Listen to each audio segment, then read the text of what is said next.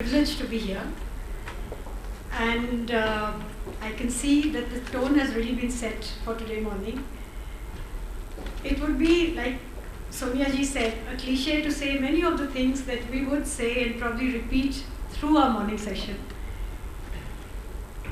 I was trying to think what I would say today and how I would start. And I was talking to my girls. I have two daughters. So my younger one says, start with saying what a privilege it is to be standing there and speaking about women in leadership. So I'm following her advice and I'm saying, yes, it is such a privilege that when the odds are stacked up against so many girls and so many women across the world in our country, I get to stand here and deliver the keynote. All of you get to participate and listen in and be part of this gathering. It is also such a privilege for me that I know Suraj Dhawan, who for me was a natural leader when I first entered DPS in class 9. And for him to invite me for a Women in Leadership really completes the circle for me. Because I did not see myself as a leader at that time. There were many more outgoing and more confident people. But life has plans that you didn't plan for. And this was a wonderful plan that life had. That I got into the civil services and I got into this job, which is unique in many ways. And one of the unique things about the Indian Administrative Service is that you don't get breathing time to learn about leadership. From the day one, you enter at 24, 25, 30, 31, it doesn't matter. From the day one, you are a leader. You are placed in that position. You are not only leader of your organization, of your office, but also of the jurisdiction that you command, because by definition you become the subdivisional magistrate. So you are the SDM for the entire subdivisional, or you are a district collector for the entire district, and you learn on the job and you learn leadership on the job. So what my job has taught me is exactly what I think would be the next couple of discussions oriented to, is that leadership in many ways is gender neutral, and that women are every bit as capable and as indistinguishable from the male counterparts in some of the most important and key leadership traits, be it intelligence, capacity for innovation, capacity for organizing the team, for leading a team, for keeping your nerves about when things are falling apart, having the ability to listen to a lot of inputs but taking your own decisions. And research bears me out to say, and my own experience, that in some ways what we bring to the table is actually an advantage in many ways. Going back to the last point I made about listening to everyone around the table and then taking a decision, sometimes purely by intuition, with all the inputs. And that stands us in good stead 95-99% of the time. And this is contextual, of course. It depends on our social class, it depends upon the job we hold, but the way we are perceived as leaders is not all negative, I find. I was just reading up some notes while I was putting my thoughts together, and there's a Pew's research paper which says that women in leadership positions actually inspire the team and the organization to think that they are headed by a more honest and ethical leader, that there's going to be more fair play, that they are better mentors, they do more mentoring more naturally, and and this Sonia mentioned, unlike the cultural mode of औरत ही औरत का सब progress काटती है, it is the reverse. Actually, women encourage so many more women and inspire so many more women down the line across the table, that it's good to have more and more of us. And it's encouraging that a lot of us here are in our 50s, and we would have seen in the last 20-25 years of our careers that our tribe has grown, and that is encouraging. It's another thing that it needs to grow at a much more accelerated pace, but it has grown. And so then this brings us to what was hinted at by the previous two speakers, and what keeps us back. What keeps us from actually accessing much more in the leadership positions. Like Sonia said, you may be at many in brilliant companies doing brilliant work, but you don't necessarily reach the top. And we all know, this is not something that I have to say, that it is, call it what you may, societal norms, cultural mores, the different standards against which we are tested. And standards are what? Standards are finally what society determines. So those are the kind of things that put us back. And in this context, I'd like to mention what the Prime Minister said just on 15th August. It was a very interesting thing he said. He did not just talk about women empowerment. He said, and I wrote it down so that I can repeat what was said. He said that he is distressed at a distortion that has crept into society. And he requested for a change in mentality. For a change in mentality, and asked us to pledge, as men and women, to get rid of everything that lowers the dignity of women. And then he linked it to respect for women being an important pillar of economic growth. I think each of these points, when we break it down, was so fundamental and so important that, and this explains the previous point I was trying to make, that when we have so much going for us, what keeps us from reaching the very top in many of our organizations? And here is, I'd like to just bring to you all an experience which probably would be rare because you are mostly members of the industry, that in this, I think the corporate world has something to learn from civil services. The civil services actually offer a platform which does give us equal opportunities to lead. What we bring to the table is individual traits, individual personalities, but the table is really the same because in public life, the most important thing is getting the job done, more than whether you're a woman or a man. And the next most important thing is the pulse of the people. If people are satisfied with your delivery, because finally you're delivering services, be it water, education, finance, whatever, people are satisfied, people give a feedback into the system, it doesn't matter whether you're a woman or a man. And again, there are regional differences, which, so I will not take names of states, but one state would be different from the other. But I was fortunate to work in Himachal Pradesh, where by the very nature of society, which is egalitarian, that seeps into bureaucracy as well. And here I was just trying to think about some experiences which I could share. And it told me also how much of our minds are subconscious, because the first thing that came to my mind was when I joined my first posting in 1996. So I was 26 years old. I was educated in Delhi, so I was mostly an urban-centric child.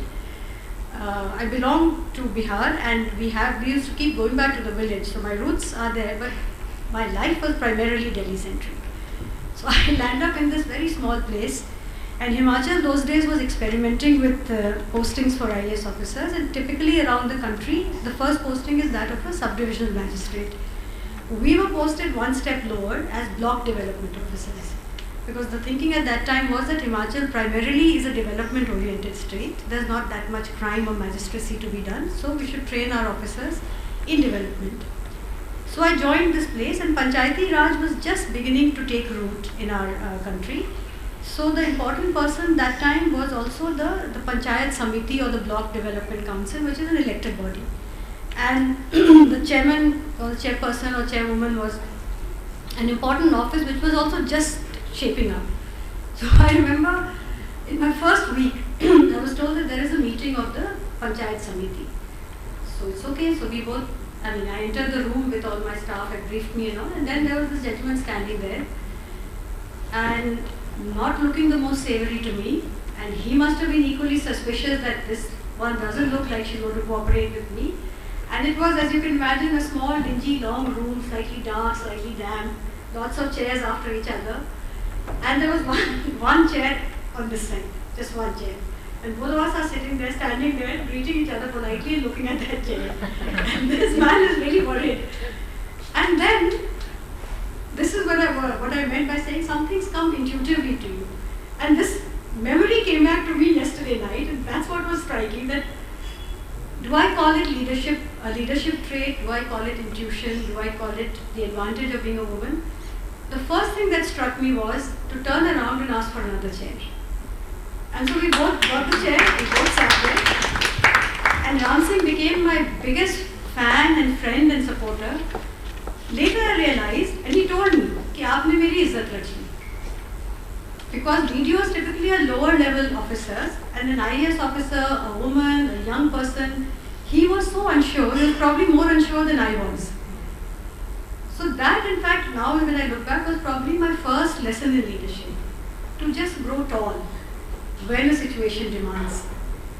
The second thing, in the same assignment, it was new, so I guess I'm remembering that more, because otherwise, of course, you lead organizations, you take big decisions, you do innovations, and you sort of have far-reaching impact. These are very small examples.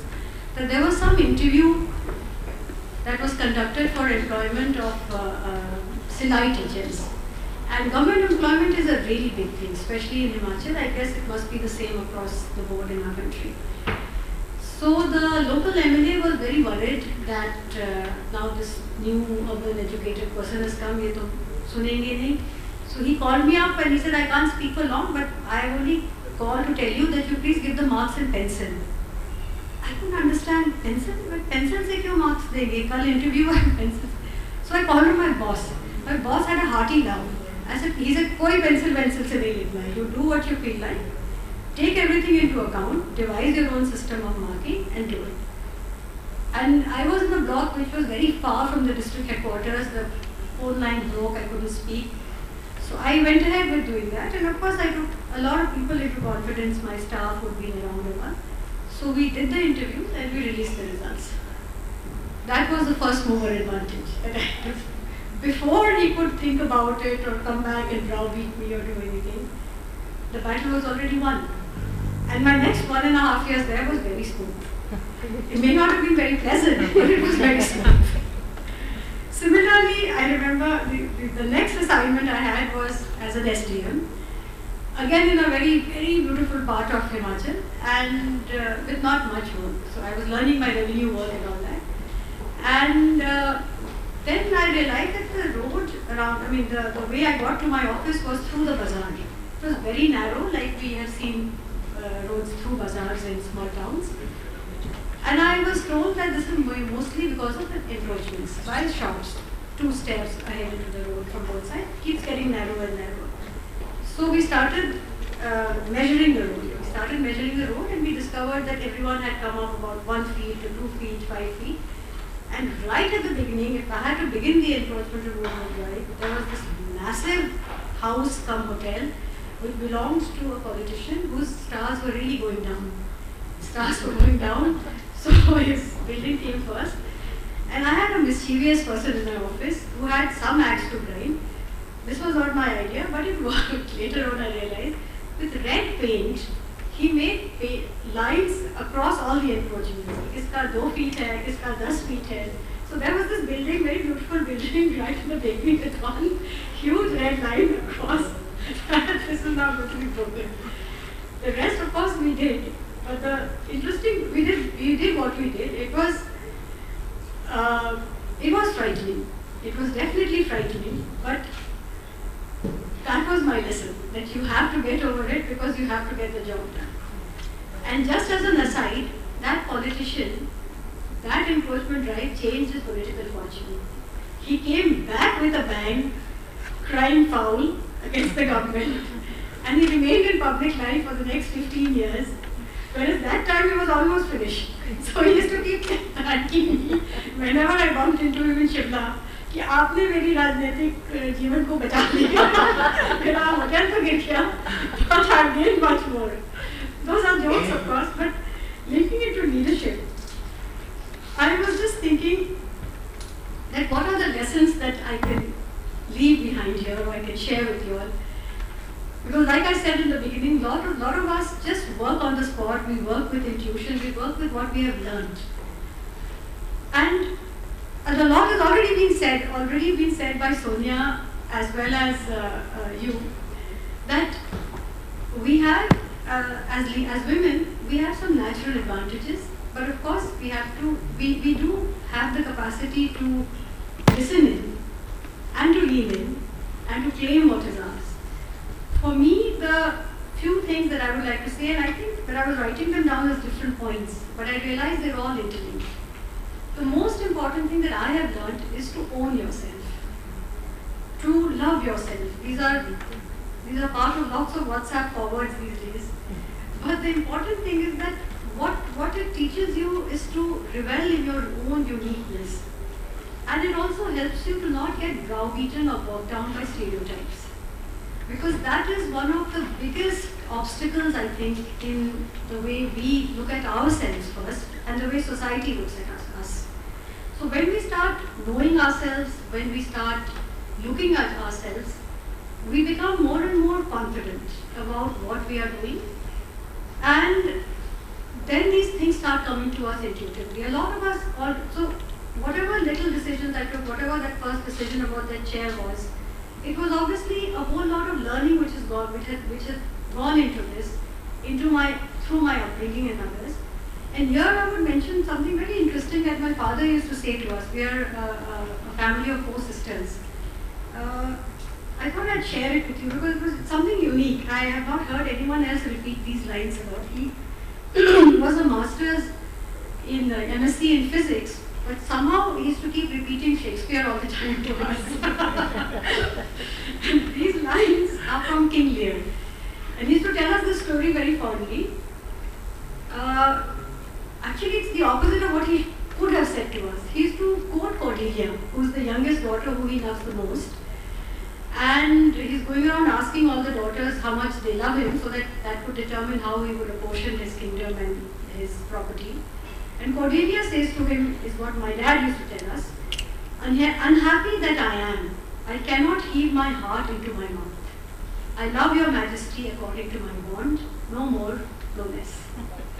And in this, I think what he taught us was the integrity with which you come across in the world.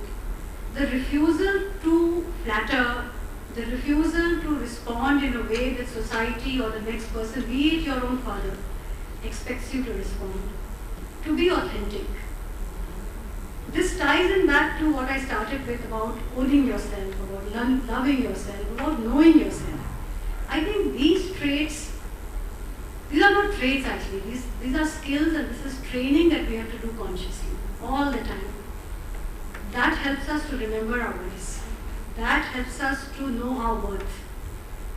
When so much is stacked against us, we just have to do this. It is a conscious call we have to take all the time. And one thing that I remember, one of my senior lady ladies had said to me about recognizing your voice was, she said, you know, men will try to drown your voice. They have louder voices, they have different body language. But remember that if you're at the table, there's a reason you're there. There's a reason you're there at the table. You bring a lot to the table. And what your responsibility at that table is far bigger than all the socialization in your life, than all the fear that you feel, than all the diffidence that you may feel at any point. Remember that larger responsibility and deliver. Do not forget your voice. Find your purpose. And then, like I said, these things are not flashing in your mind all the time. They just get imbibed in your subconscious over a period of time. That is what I think we owe ourselves as leaders. And all of us in this room are leaders in our own separate ways, in our own separate capacities. And I hope that by sharing this would mean something to you. And I so wish I had time to sit through this, because it's only, I think, a day-long session. I would have learned so much. I've already learned so much by your interventions. But I hope to remain connected with this group. And it's been a really delightful morning, beginning to a day. I'm sure the rest of the day is going to be great for you. Thank you so much.